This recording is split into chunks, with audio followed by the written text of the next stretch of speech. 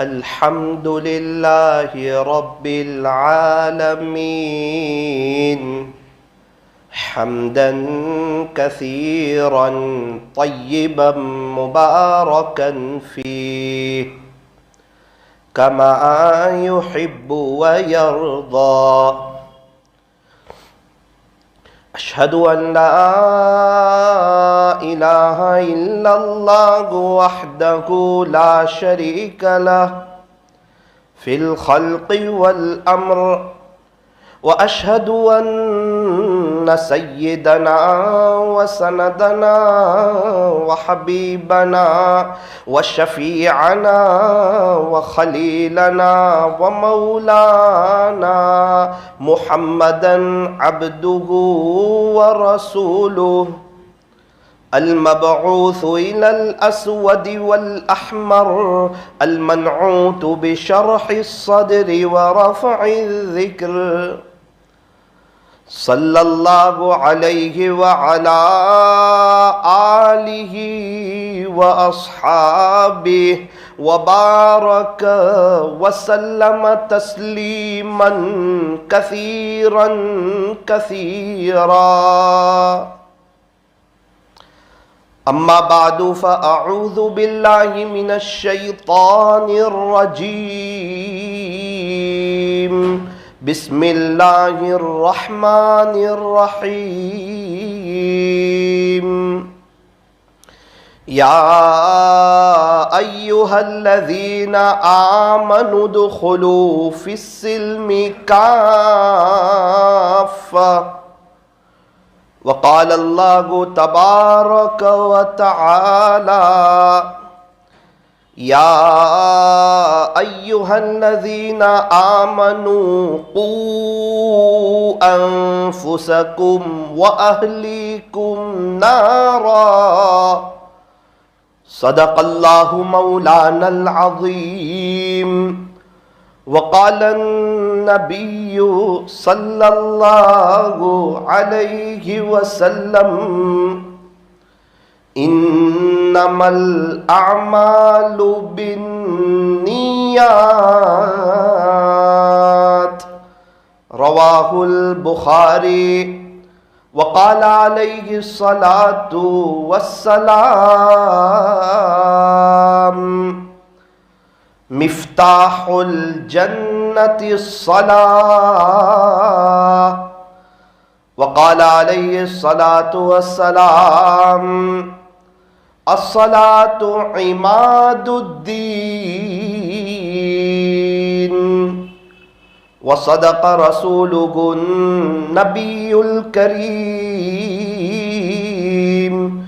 ونحن على ذلك لمن الشاهدين والشاكرين.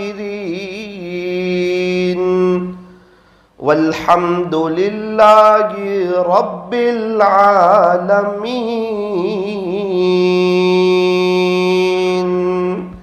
محبت سے درود شریف پڑھ لیجئے.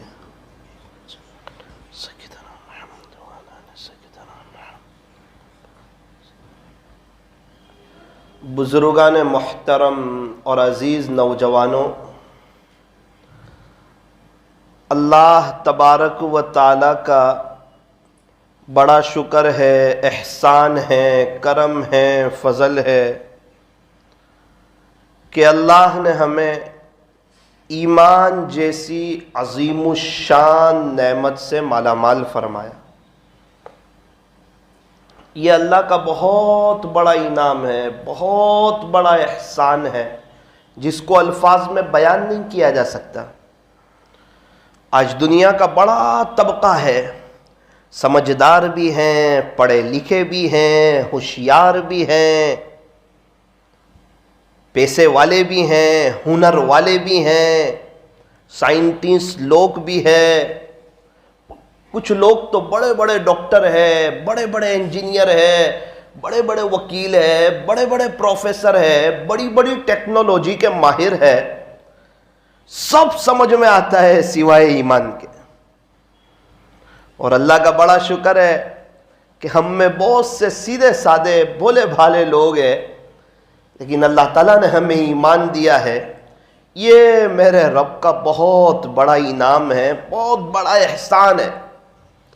اگر ایمان نہ دیا ہوتا تو شاید ہماری اور جانوروں کی زندگی میں کوئی فرق نہ ہوتا، پاکی صافی کا ہمیں علم نہ ہوتا، اور کیا جمعہ اور کیا اذان اور کیا جمعہ کی بہاریں اور کیا عیدین اور کیا رمضان اور کیا 15ویں شعبان اور کیا اسلامی لباس اور کیا قرآن شریف اور کیا نبی، کیا اللہ، کیا ایمان والے، کیا اللہ والے، کیا دینی مجلسیں، کیا اللہ کے نام کا مزہ، کچھ بھی پتہ نہیں ہوتا۔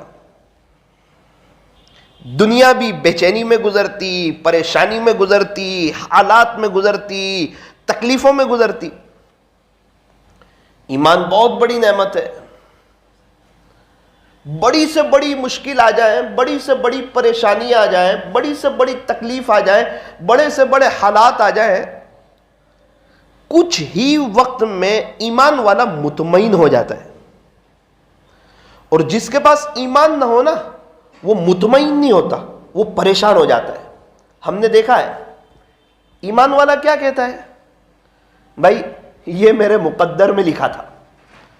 یہ اتنا بڑا اور اتنا وزنی جملہ ہے کہ میرے مقدر میں لکھا تھا اور ہر حال میں اسے ہونا ہی تھا، یہی تقدیر تھی۔ اور اچھی اور بری تقدیر یہ اللہ ہی کی طرف سے ہوتی ہے۔ والقدر خیرہ وشرہ من اللہ تعالی۔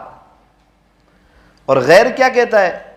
یار ایسا ہو گیا، اور ایسا نہ کرتے تو ایسا نہ ہوتا، یہ سب ہماری اس کی وجہ سے ہوا، ہماری پلاننگ کی کمی کی وجہ سے ہوا۔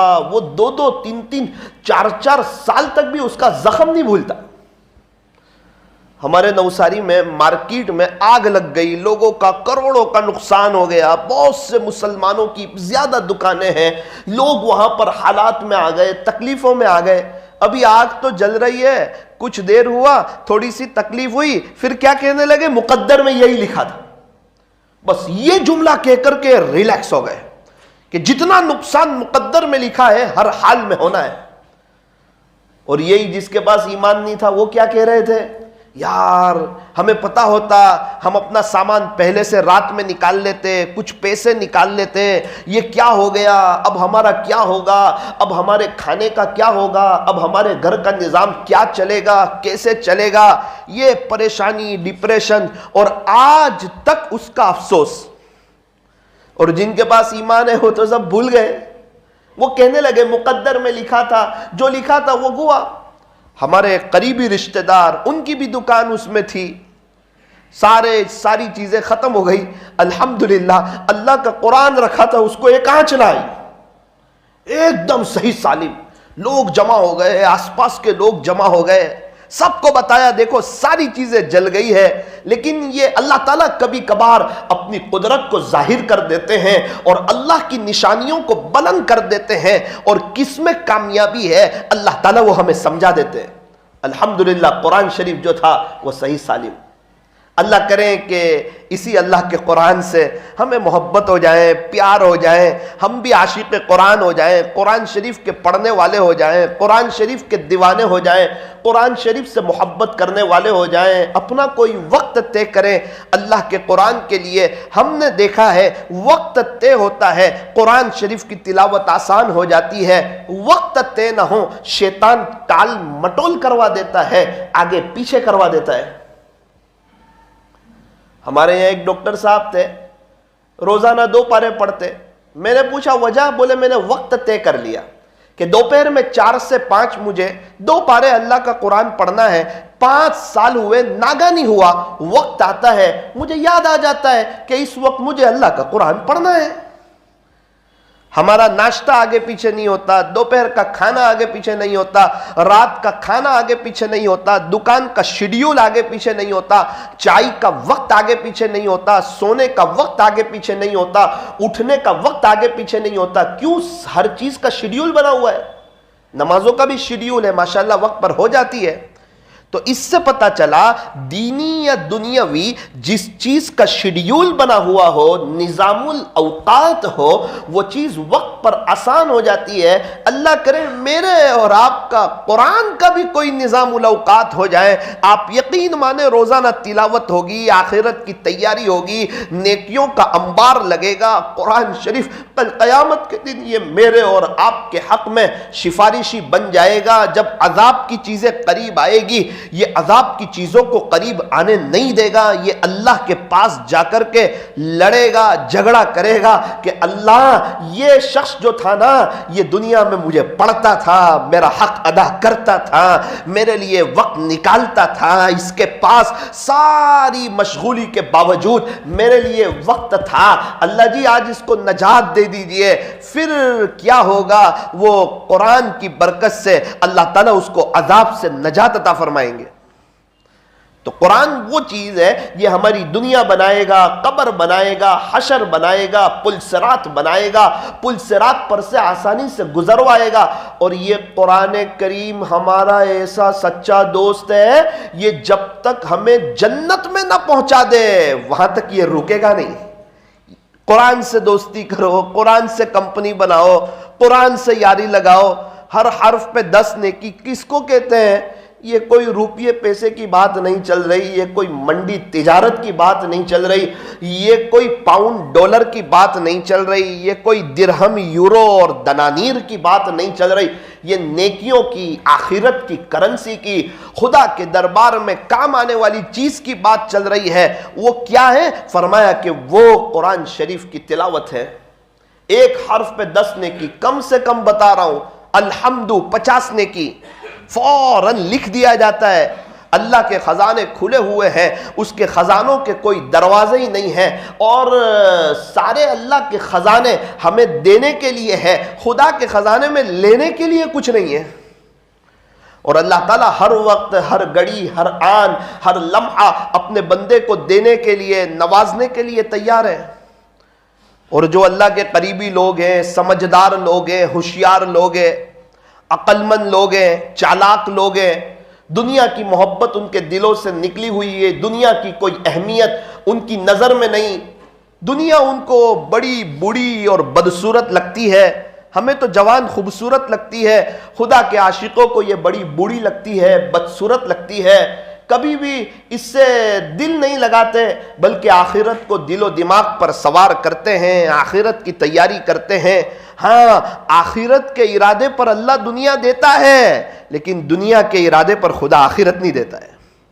آخرت کے ارادے پر اللہ دنیا دیتا ہے, عافیت کے ساتھ دیتا ہے, رحمتوں کے ساتھ دیتا ہے, برکتوں کے ساتھ دیتا ہے, عزتوں کے ساتھ دیتا ہے, پیر پڑی دیتا ہے.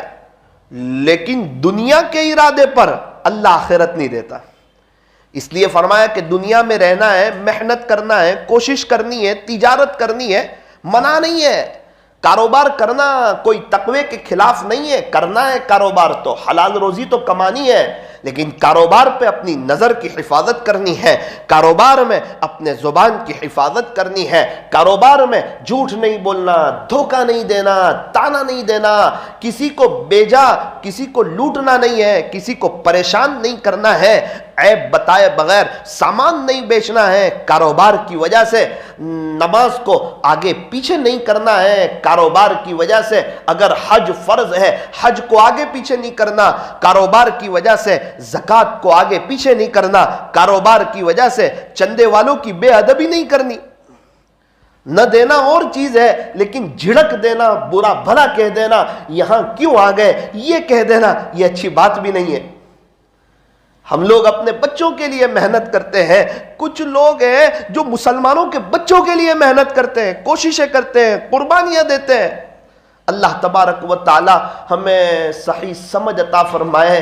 میں یہ عرض کر رہا تھا کہ اللہ تعالیٰ نے ہمیں ایمان دیا ہے, اس پر مستقل اللہ تعالیٰ کا شکر ادا کرنا چاہیے اور ایمان کے پیچھے محنت کرنی چاہیے.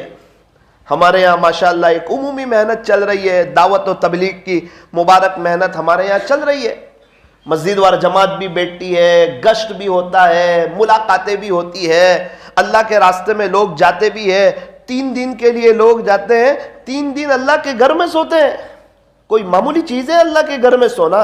کوئی آسان بات ہے؟ ہم کسی سے ناراض ہو کسی کو اپنے گھر میں سلاتے ہیں, کسی کو اپنے گھر میں جگہ دیتے ہیں؟ نہ, ہم جس سے ناراض ہو اس کو اپنے گھر میں نہیں بلاتے. اللہ جس سے ناراض ہو کیا اس کو اپنے گھر میں سونے کی توفیق دے گا؟ اللہ کے گھر میں سونا, تہجد میں اٹھ کر گرم گرم آنسو بہانا, حضور علیہ السلام کی امت کے لیے تڑپنا, رونا, بے چین ہونا, آہیں بھرنا, امت کا کیا ہوگا؟ فکر نبی جس کے سینے میں ہے وہ مدینے میں نہ ہو کر بھی مدینے میں ہے, اور فکر نبی جس کے سینے میں نہیں ہے وہ تو مدینے میں ہو کر بھی مدینے میں نہیں ہے.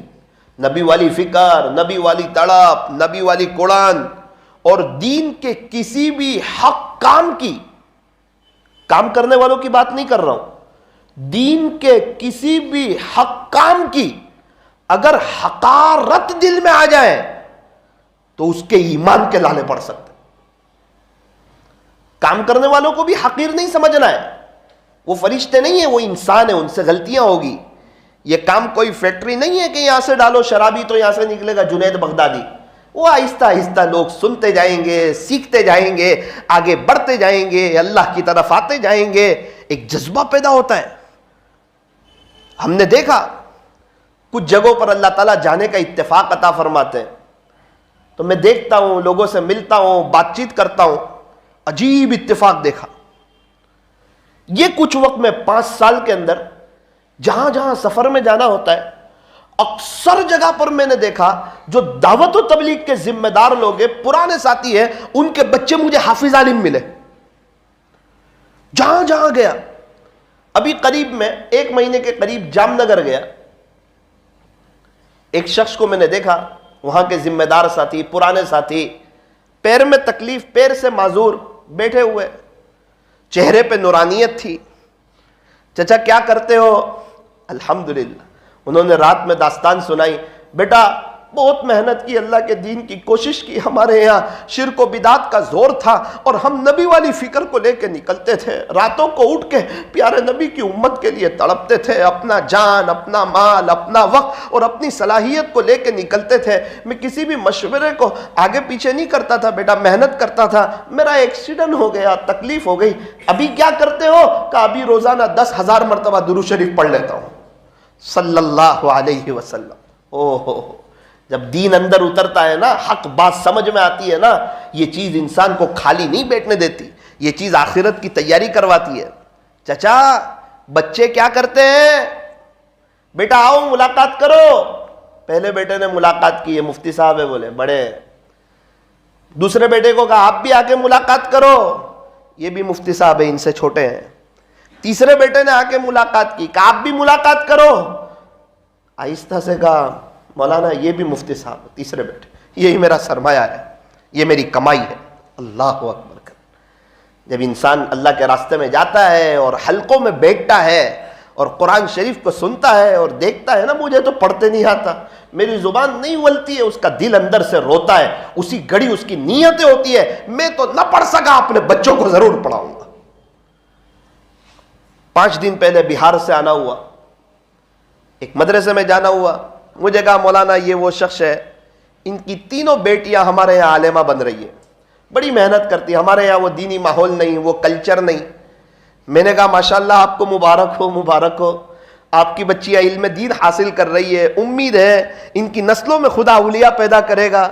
جب مائیں عالمہ ہوتی ہیں, اچھی تربیت کرتی ہیں, موقع موقع پر دعائیں سکھاتی ہے, اپنے بچوں کو جنت کا تذکرہ کرتی ہے, بھوت سے اور چیزوں سے نہیں ڈراتی, اور اپنے بچوں کو, وہ جب بچے ماؤں کو نماز پڑھتے دیکھتے ہیں وہ بچے سجدہ کرتے ہیں, وہ بچے بھی تسبیح پڑھتے ہیں, وہ بچے بھی اللہ کا ذکر کرتے ہیں. جب ماں باپ کے اندر دینداری ہوتی ہے نا, وہ بچوں میں منتقل ہوتی ہے دینداری. کہا مولانا میری 3 بیٹی نہیں 4 بیٹی ہے, ایک 14 سال کی, ایک 12 سال کی, ایک 10 سال کی. الحمدللہ, اللہ تعالیٰ کا شکر ہے, وہ تینوں عالمہ بن رہی ہے. ایک کا کچھ آخری سال ہے اور 2 بچیاں بھی پڑھ رہی ہے. ایک بیٹی 8 سال کی ہے. مولانا صاحب انشاءاللہ 1-2 سال میں وہ بھی مدرسے میں آ جائے گی. دوسرا سوال پوچھا, آپ تو ایسے علاقے میں رہتے ہیں, دور دراز جنگل, یہاں آپ کو کیسے جذبہ ہوا کہ آپ اپنی بیٹیوں کو علم دین سکھائیں؟ کہا مولانا ہم تو جاہل غفلت میں ہماری زندگی گزری، ہمیں آتے جاتا کچھ نہیں، دعوت و تبلیغ کی مبارک محنت سے جڑے، دینی مذاکرے کو سنتے، ایمان اور یقین کی باتوں کو سنتے، بس وہی چیزیں ہمارے دل کے اندر لگی اور ہمارے دل کے اندر گھر کری، اور ہم نے سوچا کہ ہم تو نہ پڑھ سکے لیکن انشاءاللہ ہم اپنے بچوں کو ضرور پڑھائیں گے۔ ہمارے نوساری میں ایک چچا کہتے ہیں کہ میں آیا کہاں سے؟ شہادہ سے۔ ہمارے یہاں بہت شرک و بدعت، عجیب و غریب ماحول، ہم نوساری آئے، ہمیں ماحول ملا، دیکھا ہے ماشاءاللہ یہاں مسجد وار جماعتیں بیٹھتی ہے، گشت ہوتا ہے، ملاقاتیں ہوتی ہے، ہم نے بھی تھوڑا جڑنا شروع کر دیا، تعلیم میں بیٹھنے لگے، حلقوں میں بیٹھنے لگے، دین کی باتیں ہمارے کانوں کے راستوں سے دل پر جانے لگی، اور پتھر کے اوپر پانی گرتا ہے نا، ایک وقت آتا ہے سوراخ ہوتا ہے، اس چیز نے ہمارے دل پہ سوراخ کیا۔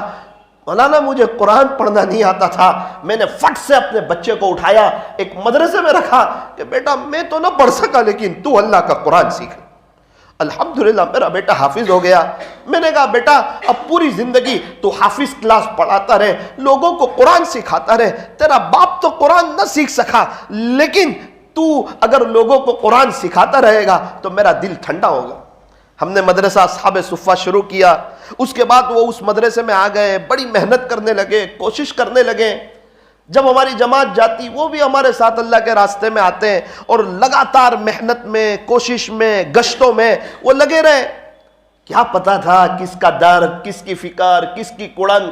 لاسٹ ہمارے ساتھ وہ کچھ بوجھ کے چلے میں تھے، تہجد میں ان کی رونے کی آواز بلند ہو جاتی، پکار پکار کر کے روتے ہیں کہ اللہ میرا کیا ہوگا، مجھے تو قرآن پڑھنا آتا نہیں، میری زندگی تو غفلت میں گزری، ہم تو شرک و بدعت کے ماحول میں تھے، اللہ کے دین سے بہت دور تھے، یہ نبی والی فکر، نبی والا درد اور یہ نبی والا غم، یہ ہمیں تو کچھ پتہ نہیں تھا۔ جو اللہ والوں نے محنت کی، خواجہ صاحب نے، پیران پیر نے، بایزید بستامی نے، جنید بغدادی نے، فضیل بن عیاض نے، بشر حافی نے، ہمارے حضرت خواجہ دانا صاحب رحمت اللہ علیہ نے، کہاں کے رہنے والے، کہاں آ کر آرام فرما رہے، کیا ضرورت تھی صورت آنے کی؟ یہی بات تھی اللہ کا دین زندہ ہو جائے اور سب لوگ نمازی ہو جائیں اور پوری دنیا میں امن و امان قائم ہو جائے۔ اللہ اکبر، یہی جذبہ لے کر کے، یہی نبی والی فکر، یہی نبی والا درد، یہی نبی والا غم، یہی نبی والی کوڑن کو لے کر کے ہمیں بھی دنیا بھر میں جانا ہے، اپنی اصلاح کی نیت سے جانا ہے، ہمیں تو بیرون بھی جانا ہے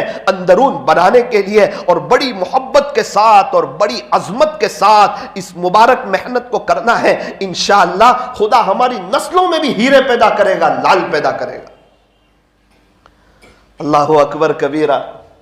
فوراً جواب دیا، مولانا دعوت و تبلیغ کی مبارک محنت سے جڑے ہیں، اور ہماری 3 بچیاں جو ہیں مدرسے میں پڑھ رہی۔ ڈانگ ضلع میں جانا ہوا، ڈانگ ضلع میں ایک شخص سے ملاقات ہوئی، کیا کرتے ہو؟ کہا مولانا الحمدللہ 8 بچے ہیں۔ کیا کرتے ہیں؟ کہا 6 حافظ قرآن ہو گئے، 7ویں کے 22 پارے ہو گئے، 8ویں کا 4تھا پارا چل رہا ہے، دعا کیجئے آپ۔ کیا بات دل پہ لگی؟ سب بچوں کو پڑھا لیا، تاج ہی تاج پہنو گے، آخرت بنا لی؟ کہا ہم تو وہ دین سے دور تھے، بس یہ اللہ کے دین کی محنت آئی، اس محنت میں ہم لگے، 3 دن ہمارے لگنے لگے، ہماری سوچ، ہمارے جذبے، ہماری نیت، ہمارے ارادے چینج ہونے لگے، اور وہ ساری چیزیں ہمارے بچوں میں منتقل ہونے لگی۔ میرے عزیزو، کام تو چل رہا ہے، کرنے والے کر رہے ہیں، محنت کرنے والے محنت کر رہے ہیں، کوشش کرنے والے کوشش کر رہے ہیں۔ سوال یہ ہے کہ وہ ہماری قبر میں آنے والے نہیں ہیں اور ہم ان کی قبر میں جانے والے نہیں ہیں۔ ان کی وجہ سے ہماری مغفرت نہیں ہونے والی، ہماری وجہ سے ان کی مغفرت نہیں ہونے والی۔ وہ کمائے تو ہمارا گھر نہیں چلے گا، ہم کمائے تو ان کا گھر نہیں چلے گا۔ وہ کمائیں گے ان کا گھر چلے گا، ہم کمائیں گے ذریعے کے طور پہ ہمارا گھر چلے گا۔ وہ اگر ملاقاتیں کریں گے، محنت کریں گے، گشتوں میں جائیں گے، اللہ کے دین کی محنت کریں گے، ان کی زندگیوں میں دین آئے گا، ان کی نسلوں میں دین آئے گا، اللہ ان پر مہربان ہوگا، اللہ کی مدد ان کے ساتھ ہوگی، غیبی تائید اور نصرت ان کے ساتھ ہوگی۔ ان تنصر اللہ ینصرکم، اگر تم اللہ کے دین کی مدد کرو گے تو وہ اللہ تمہاری مدد کرے گا۔ اللہم انصر من نصر دین محمد صلی اللہ علیہ وسلم۔ پیارے اللہ آپ اس کی مدد فرمائیے جو دین محمد صلی اللہ علیہ وسلم کی مدد کرتے ہیں۔ اللہ کے دین کی مبارک محنت آبادی کے لیے ہے، بربادی کے لیے نہیں ہے، آگے بڑھانے کے لیے ہے، پیچھے لے جانے کے لیے نہیں ہے، یہ ہماری ترقی کے لیے ہے، یہ ہماری اصلاح کے لیے ہے، یہ ہماری تربیت کے لیے ہے۔ کیا بہتر ہو، اللہ کرے ہم بھی چھوٹے بن کے، اپنے آپ کو گنہگار سمجھ کر کے، اپنے آپ کو محتاج سمجھ کر کے کہ یہ حق کام ہے، دینی کام ہے، ہمیں اس میں جڑنا چاہیے، اور ہمیں اللہ والوں سے بھی جڑنا چاہیے، کسی اللہ کے ولی سے، کسی اللہ کے عاشق سے بیعت ہو کر کے ان کے معمولات کی پابندی کرنی چاہیے۔ سب لوگ چاہتے ہیں ایمان پر خاتمہ ہو جائے، اچھی موت آ جائے۔ کچھ علامتیں ہیں، کوئی ایسی چیزیں ہیں کہ اگر اسے اپنائیں تو اچھی موت آ جائے۔ کتابوں میں لکھا ہے اگر کوئی شخص کسی اللہ والے سے بیعت ہو جائے، ان کے صحبت میں جاتا رہے، قلبی تعلق ان کے ساتھ رکھے اور ان کے معمولات کو پورا کرتے رہے، انشاءاللہ اسے موت کے وقت کلمہ نصیب ہوگا۔ یہ بیعت کا تعلق، اصلاحی تعلق، یہ کوئی معمولی تعلق نہیں ہے، یہ تو ایک گولڈن چین ہے، اللہ سے جوڑنے والا عمل ہے۔ کسی اللہ والے سے بیعت ہو کر کے معمولات کی پابندی بھی کرنا اور اللہ کے دین کی مبارک محنت بھی کرنا۔ یہ مسواک کرنے سے موت کے وقت کلمہ نصیب ہوتا ہے۔ آج ہمارے یہاں مسواک کو بہت کم اہمیت دی ہے اور بہت کم اس کو حیثیت دے دی ہے۔ آج مسلمان لوگ مسواک سے بہت دور ہے۔ 20 آدمی وضو کرتے ہو، 2 آدمی کے پاس مسواک ہوتا ہے، کتنے افسوس کی بات ہے۔ اور 20 آدمی وضو کرتے ہو تو ان کے ہر ایک کے پاس موبائل ہوتا ہے، 10-10 ہزار والا موبائل ہر ایک کے پاس ہے، 10-10 روپے والا مسواک ہر ایک کے پاس نہیں ہے۔ موبائل بھول جاتے ہیں، لینے کے لیے جاتے ہیں، کبھی یاد نہیں زندگی میں مسواک بھول گئے ہو، گھر پہ لینے کے لیے گئے ہو کہ میں بغیر مسواک کے وضو کیسے کروں گا، میری نماز کا ثواب کم ہو جائے گا۔ موبائل میں بیلنس ختم ہو جائے فوراً بھروا لیتے ہیں، مسواک ختم ہو جائے مسواک بیچنے والے کا انتظار کرتے ہیں کہ بھائی ہمیں نعوذ باللہ اتنی کوئی اہمیت نہیں ہے کہ ہم خود جا کر خریدیں، مسواک لینے کے لیے میں جاؤں؟ نہ جب آئیں گے تو لے لیں گے، چاچا ہوگا تو ٹھیک، کر لیں گے مسواک، وضو کر لیں گے، نماز تو ہو ہی جاتی ہے نا۔ اللہ اکبر۔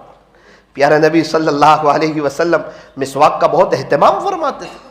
جس طرح مردوں کے لیے مسواک کرنا سنت ہے، اسی طرح مستورات کے لیے، عورتوں کے لیے بھی مسواک کرنا سنت ہے۔ بغیر مسواک کے قلعہ فتح نہیں ہو رہا تھا اور ہم دنیا فتح کرنے جا رہے ہیں۔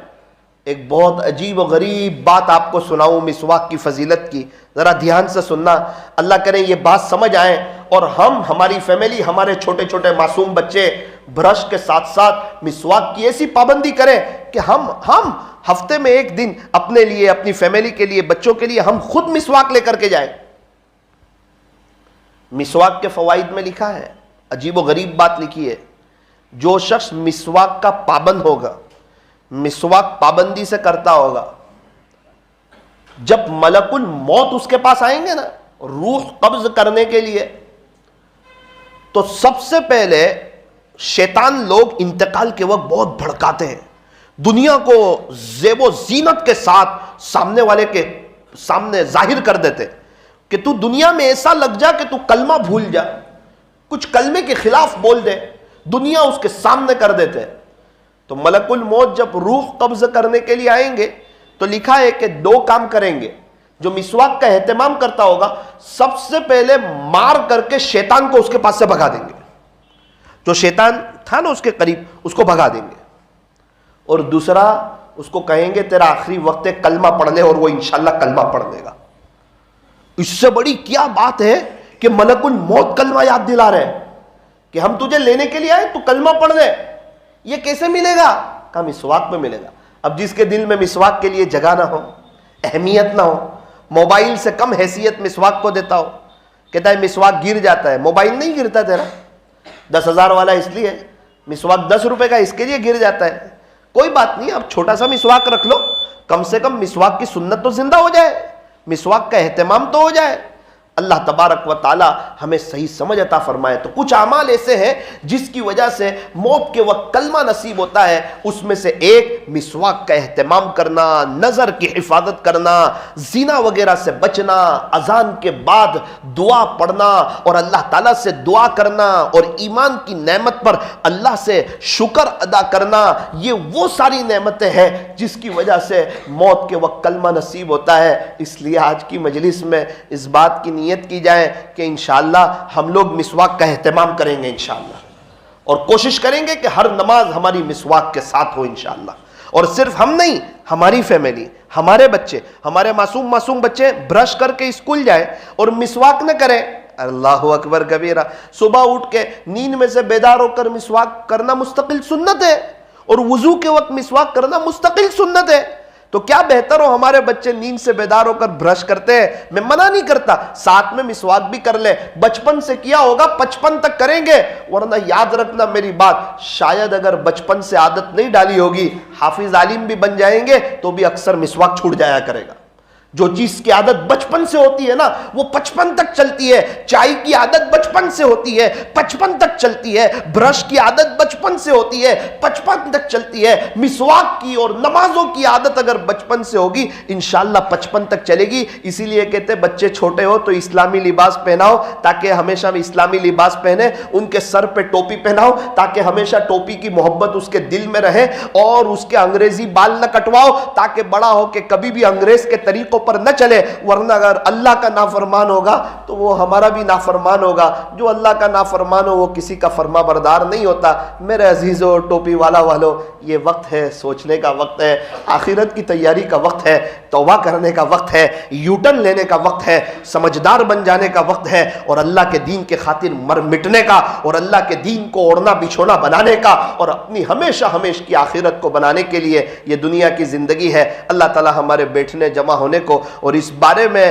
ضرور گہرائی سے سوچنے کو اور آخرت کی طرف آ جانے کو اور آخرت کی تیاری کرنے کی اللہ تعالی ہم تمام کو توفیق اور سعادت نصیب فرمائے۔